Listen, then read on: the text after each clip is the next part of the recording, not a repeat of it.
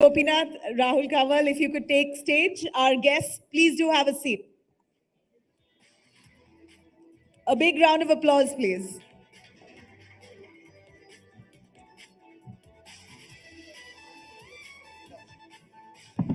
Could I request everyone to please settle down and then we can start? Come, sir.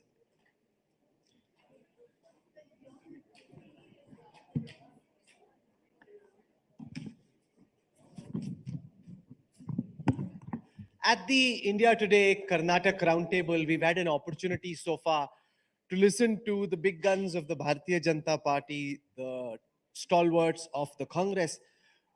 But what do residents of the state of Karnataka really want from their politicians and from their government? To talk about this, we're joined by one of the corporate icons of Bengaluru, Captain Gopinath. Thank you very much, sir, for joining us. It's fantastic to have you with us. You've always been known to speak your mind. Could you start by giving us a sense of what issues, according to you, should be uppermost in this election, and issues, especially those which you think aren't getting reflection in the way that they really should? Just pick up the mic. Sorry.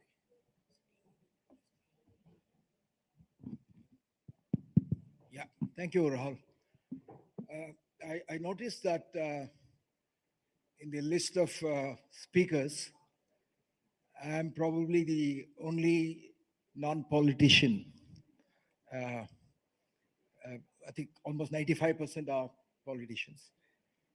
Maybe it's in the fitness of things, or may not be, I do not know. But I think I represent, I'll speak both on behalf of entrepreneurs, because I think that's what your title that was given to me was to Bangalore Dust Our Dreams.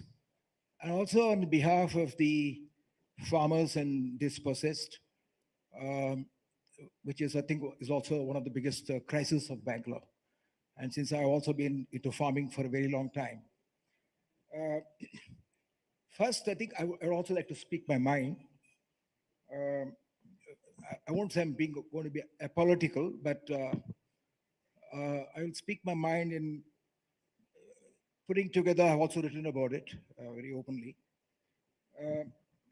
Emerson said, trade is a plant which always grows wherever there is peace, as soon as there is peace, and as long as there is peace. And I think the first and foremost for the country, and I think in particular for Karnataka, because Karnataka has been, in the last few years, repeatedly been having issues. Many of them are emotive, but not essential to development and social harmony. So I think that is the biggest challenge that we have. And the challenge is, how do you have communal harmony and social harmony? Because without peace, no development, no business, whether it's IT or BT or whatever you want to call it, that will prosper. And also Karnataka is now divided on both caste and religious lines. When I say caste, we have, of course, on the one hand, the Dalits, which is a shame of Hinduism. If we don't accept it, I don't think, we can be proud as Hindus. Recently, we found in North Karnataka, a Dalit boy was, I think, whipped and punished because he entered a temple. We also have, very ironically, the three major castes here, or rather two, which are pitted against each other, the Gaudas and the Lingayats. And as we know, the entire election has been revolving around the BJP being more pro-Lingayats, and there's a Lingayat leader, I think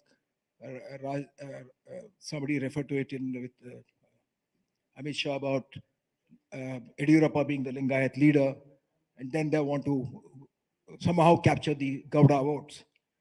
But I think the three big leaders of, or sages or saints of both the communities, the Basavanna, for example, the greatest of the modern day leaders, um, he said that acharave swarga, anacharave naraka.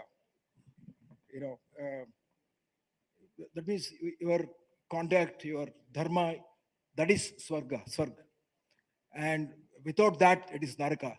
So he was the biggest reformer of removing caste.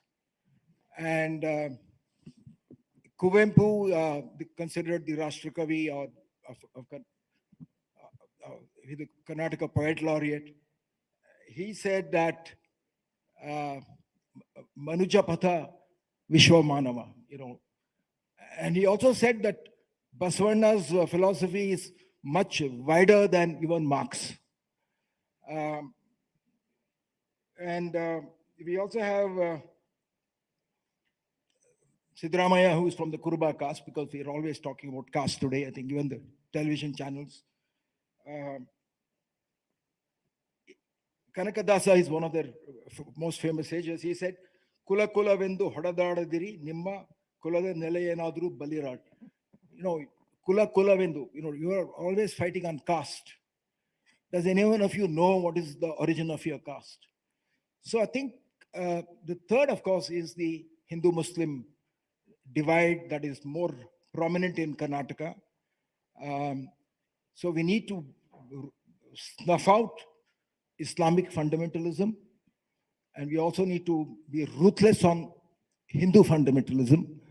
In fact, in one of my last speeches, somebody said, can a Hindu be a terrorist? He said, a Hindu cannot be a terrorist. I said, if he's a terrorist, he's not a Hindu. So I think there is religious fundamentalism. There's a concept, of course, and normally religious fundamentalism of the majority, because it always raises its head, rears its head because of the minority appeasement politics. There is a majority and backlash all over the world. You're seeing it, and to that extent, I cannot spare the Congress party and the other parties who are not truly apolitical in that sense, because they're all the time appeasing the Muslims for the vote bank politics. This is appeasing the majority for the vote bank politics. So we had the hijab controversy. We need to have the Muslim parents, they should also allow their girls to be modern, instead of putting a fatwa on them or ostracizing them. We have all these honor killings. So we have a lot of ills in our society, both amongst the Muslims and the Hindus. So we have to eliminate that. And coming back to this uniform civil code that was asked, I think both the parties are hypocrite. When I say both right now, Congress and BJP, when the uniform civil code was enacted, Congress was against it, which is the biggest injustice to women by being, against the uniform civil code. And BJP said, we have to respect the Supreme Court. But in Kerala, when the Supreme Court gave an order that women should be allowed, menstrual women should be allowed into the Sabrimala, BJP flagrantly disregarded the Supreme Court order. And Congress, which doesn't know whether to please the Muslims or please the Hindus, it while opposed uniform civil code in Delhi, it supported Sabrimala people asking that Supreme Court order be not obeyed. Women should not be allowed. Congress said women should not be allowed into the temple. So there's a lot of hypocrisy between both the parties. And I think we need the people to rise above our caste and religious differences and measure the politician purely on based on his delivery of the objectives. And I think the problem today for Karnataka is that we actually cannot make out, barring the rabid elements in the BJP, which you can see all the time, or in the Congress, you cannot make out what is the true color of the party, because there have been so much of movement between both the parties. People who are in Janata Dal are going to BJP, from BJP they're going to Congress, Congress to Janata Dal. So none of us can really make out what is the true color of the party, whether it is saffron or white or green. I see you're very clearly very passionate about politics, which is fantastic as concerned citizens I should be. contested 2 elections. No, sure. But the fact that in the manner in which citizens in Bengaluru speak about politics, that somehow doesn't reflect in actual voter turnout. The apathy of the urban voter has been an oft discussed subject. Do you think it's going to stay this way? Do you see that change at all? No, I think that's what I used to tell the people in software, that you don't have to write your software, you have to script your future.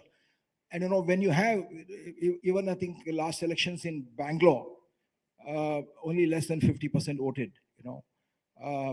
So in that sense, our people from the classes of the lower economic classes, as well as the Dalits, they are more politically aware than the indifferent, consuming middle class who are all the time in front of the TV and criticizing. They go away on a vacation during the, in fact, even when I contested in Bangalore from the South constituency, only about 48% voted. So it's a big shame. When you have a difficulty of choosing, both the parties are corrupt, which they are, because I think people know it. We can't make out which party is less corrupt now, and you can't make out which candidate you have to vote for. So then you have to vote for the lesser of the evil. Who looks like the lesser of the evil for you in this election? No, I think it all depends on. I'm not saying all politicians are corrupt, but there is huge corruption in politics, and there is definitely corruption in Karnataka. I mean, it's, you'll never hear a teachers association openly coming out and complaining there's corruption. It doesn't happen, because they're scared. Or the contractors association naming there is corruption. But the reason BJP was voted to power was because Congress was corrupt. It was known. I mean, Janata Dal was corrupt. But there are individually good leaders. I mean, there are 2 corrupt leaders or 2 communal leaders. You cannot be indifferent and sit at home. You have to vote for the one who is less corrupt or less Who's communal. less corrupt? I cannot say that, because when Congress was in power, there was no question there was corruption there. And when BJP is there, I do not think that I can give any clean sheet to them, because that's the reason I said you can't make out who's the lesser evil? I do not want to take that position. It is because I'm not come to campaign for any individual party. I have my own preferences. But the point I'm making is that people must not be carried away by the rhetoric or the political speeches of the parties. They must measure based on delivery on the ground. Look at Bangalore, for example. I know a friend of mine is not here. I can name him.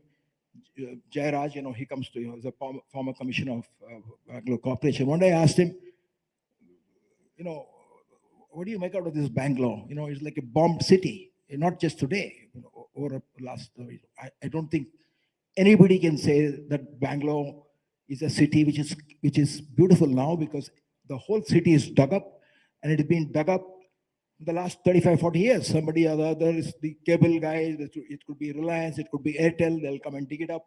They don't finish it because there is corruption, because it's very easy to buy the corporator. So he said, Hale kallu hosa billu. I don't think there's not much of Kannada audience here near this one. Hale kallu is old stones. Hosa billu is new bills. So the same stone is put back and the bills are presented, and you can see it. I mean, you don't, like Amit Shah said, you don't have to tell the people, they can make out. You walk through Bangalore, the biggest problem is garbage, the biggest problem is sewage and drainage, drinking water. Vishweshwaraya, built the KRS dam, the first power plant. But today, you don't get drinking water in your tap in any house. If So you're what's rich, the solution? You're saying the Congress was corrupt, the BJP is corrupt. You tried to fight an election yourself, didn't succeed. So where then lies redemption? What's the way out? the way out is that we had to be engaged. We can't give up hope. We have to be optimistic. Cynicism is not the answer. Cynicism is slow suicide. You can't be, you know, criticizing everybody. That is not the answer. Of course, you have to have the courage, but you don't have any businessman having courage to speak up. Whether in Bangalore or in Delhi, you see after the budget, every businessman only praises the finance minister. So we need to have courage to speak to people, not just journalists have courage. Of course, journalists also have lacking courage now, but we need to have businessmen also to have courage to speak to the ministers in public forums, not just in his personal chamber. We have to speak the truth, but I'm drawing a distinction between speaking the truth and being skeptical and cynical. You can't be, you have to do what you can. All of us, there will be evil, there will be corruption, but you have to do what we can to reduce it. Purandaradasa, which I didn't quote, I quoted too, said 1,000 years ago, Satyavantarige edu kalavalla. This is not the age of honest people. So corruption has always been there. But for every citizen, every individual, we have to do, because there are always good people even in politics and in bureaucrats. Because in my own case, I did not bribe. Once it was a BJP minister, I didn't bribe. Once it was a Congress minister, I didn't bribe. Even in Karnataka, when they say Janata Dal is corrupt, I got my aviation land in Jakur when the Janata chief minister was in power. So we can't become disillusioned. That is not the answer. You have to do what you Does can. the double engine provide an advantage when it comes to infrastructure, when it comes to development, because you've got help coming in additionally from the center? Not necessarily, because if the center, there is an advantage in having states which are different from the center. Just like when Congress was in power, it was good to have people not belonging to Congress in other states, because there are authoritarian tendencies, whether it is in Congress, misusing the institutions. The caged parrot to the CBI came during Congress time.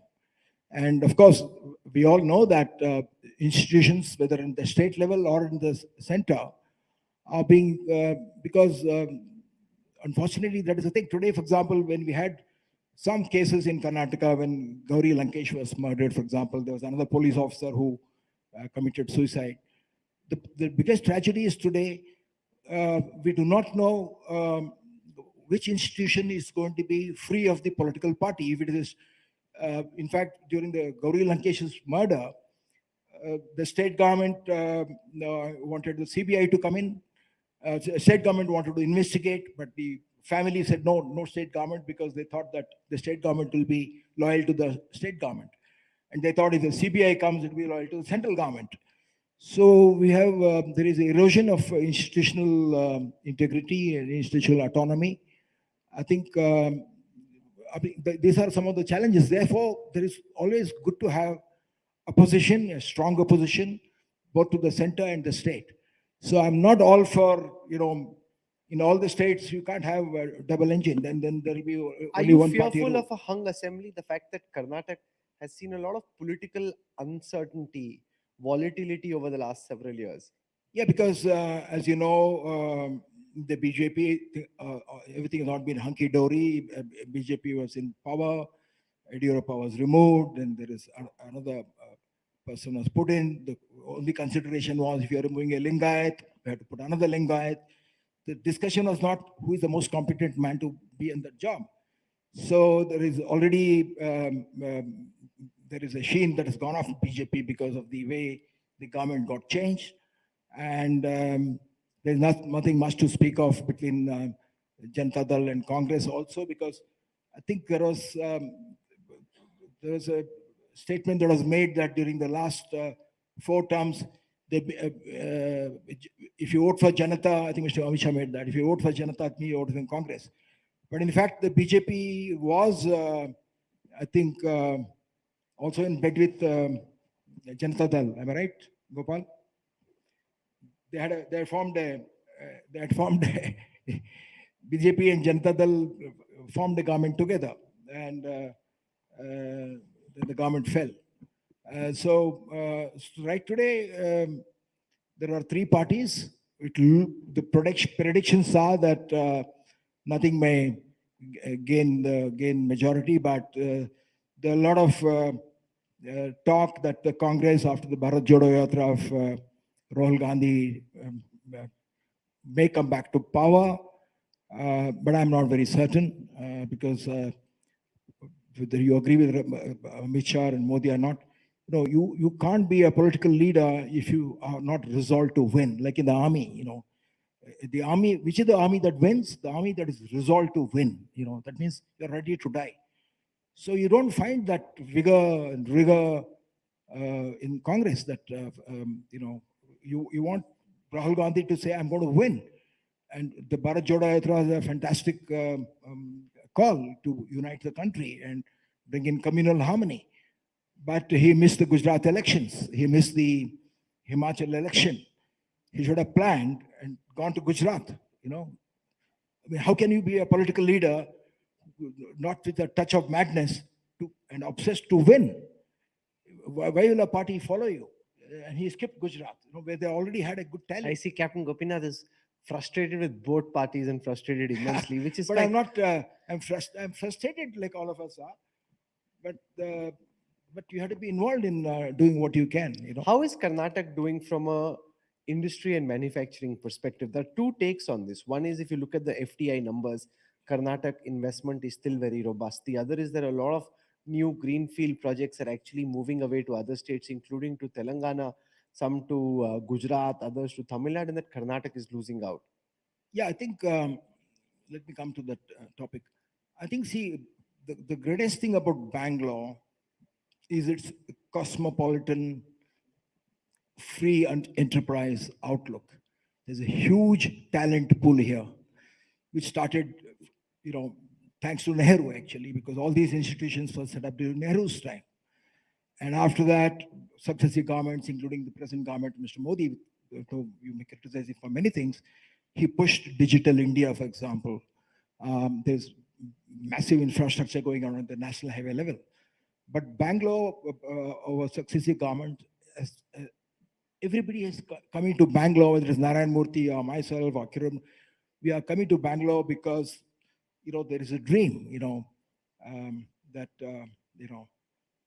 the dream that you can build a future here. You can see construction labor which is coming here, small entrepreneurs. You go to any nook and corner of Bangalore, the population is on this. You have the migrant population.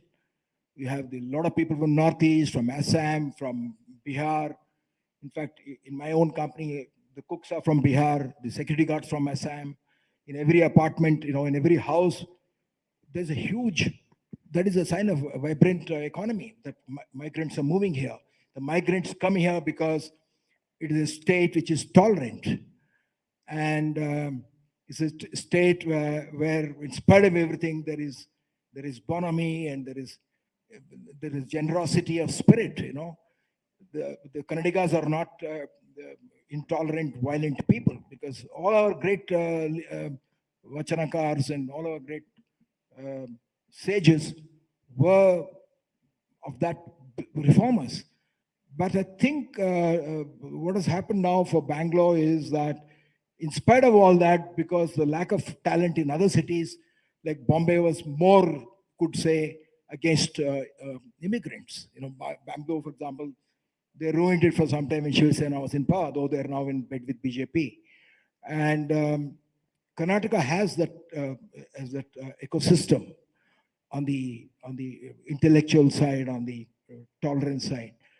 But I think of late, I think even Kerem Marzumdar wrote about it. There's huge, there's a communal pot that is constantly being stirred. It could be all in this issue. I mean, how far can you go back in the past? If you say, on the one hand, they say all Muslims are Indians, our cousins, right? Our brothers and sisters who are converted. But how far will you go back in history, right? How far will you go back? Because every day we are having some communal violence in this. Then by the same token, can the Dalits now attack the Brahmins and the Kshatriyas because there was injustice of caste injustice. The worst caste injustice is against the Dalits, untouchability. Can they now go back and take revenge? The class of the Naxals, that is a class war. That's not a caste war. Which is, can the Naxals now go back and kill all the rich people or the landed people? You can't go back. We have to live forward.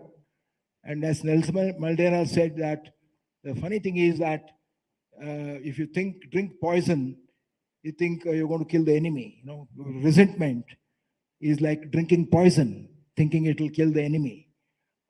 So we have to rise above that. So I think Bangalore needs two things: immediately communal harmony. We had to get all the communities together, all the castes together, and you can see it. Bangalore is bursting, and more people will come, not only from other parts of Karnataka and the rest of the world. More people are coming here from rest of Karnataka. If you see all the construction labor, they're from North Karnataka because there's a lot of drought there, a lot of poverty there. So more people are going to pour into Bangalore, and the city is bursting at the seams. So infrastructure has collapsed. So it is not just now. Work is going on, but it's very slow. It's taken 20 years to build the metro. In every other country, of course, you say don't compare to China. Then you say don't compare to Germany. Why not? We should compare ourselves to China. If you're saying a chest-beating nationalism, we should see what is happening in China. Just yesterday, I read that in China, they already become the largest automobile consumers of the world, beating America. And they've stopped looking for foreign cars. In China now, more electric cars are bought by the Chinese, which are Chinese made. They're no longer looking at Tesla because they're building better cars, and they're also supplying the electrical components to rest of the world. So we are going to create that kind of ambitions, and that cannot be possible if the Bangalore infrastructure continues to what it is, because I know it's become an oven now. The whole city is dug up. There's a garbage problem. There's a water problem. So it has been done on a war footing. Whichever party comes to power, they have to unite and be the chief minister for all communities and build infrastructure. You know, as they said, America did not build roads, the roads built America. So we need to do it and save Bangalore from choking in its own garbage and filth and debris. I love your passion and the kind of energy that you're trying to bring as an active citizen in politics and in society. Thank you so much, Captain Gopinath, for joining us and sharing your views on what's wrong with the way our politics is being run and what potentially could be done to try and fix some of that. Thank you, sir. Thank you. Can we have a warm round of applause, please? Thank you.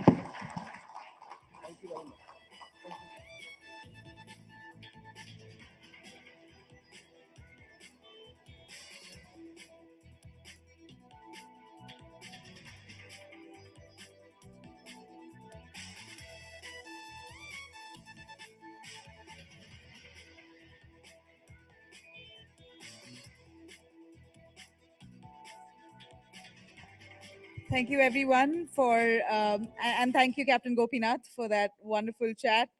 We're going to be starting our next session on the reservation debate. Karnataka elections coming closer, and there's a lot of talk about which community gets how much reservation. Each one wants a slice, and the reservation debate really now is the background for this accelerated campaign in the state of Karnataka by all political parties. We're going to begin our discussion with our esteemed panelists, Basavarajendra Mrityunjaya Swami, who's a Lingayat seer.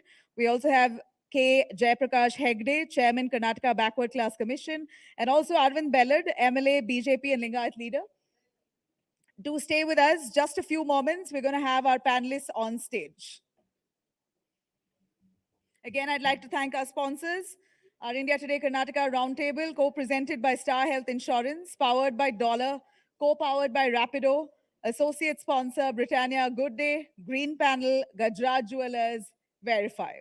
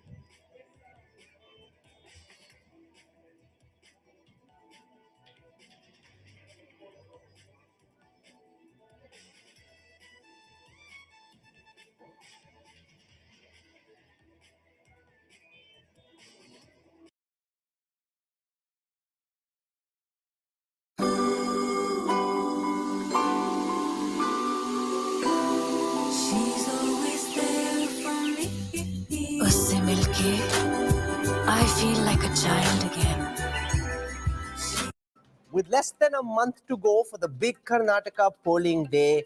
Which stock is on the rise and whose fortunes are crashing in the Karnataka political exchange? That's